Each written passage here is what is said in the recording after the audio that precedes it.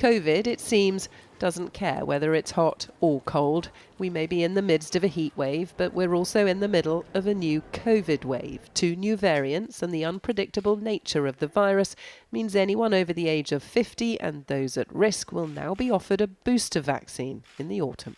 It will be more than a year since they had their vaccination, and actually we're seeing quite good evidence of waning immunity, particularly to the new variants, after about 3 or 4 months.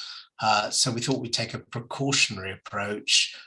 We don't know quite what other viruses are going to be circulating and what interaction they may have with COVID.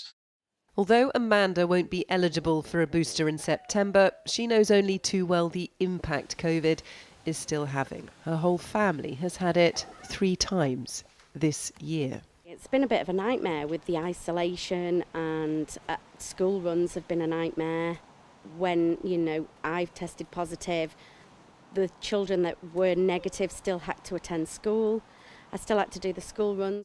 The latest wave is affecting all age groups, though it's highest in young adults. It's putting extra pressure on already stretched GPs. We thought that it would just be a mild illness now, people might be symptomatic for 1 or 2 days, but actually we are seeing people that are quite unwell with it and people that we're having to admit to hospital.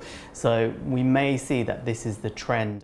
Doctors here feel that one of the problems is that patients have forgotten how to deal with COVID. It's not a legal requirement to isolate anymore, but it is guidance. Free tests are still available for vulnerable people, and spring boosters are also available for those over 65. They are all things that can help manage the spread.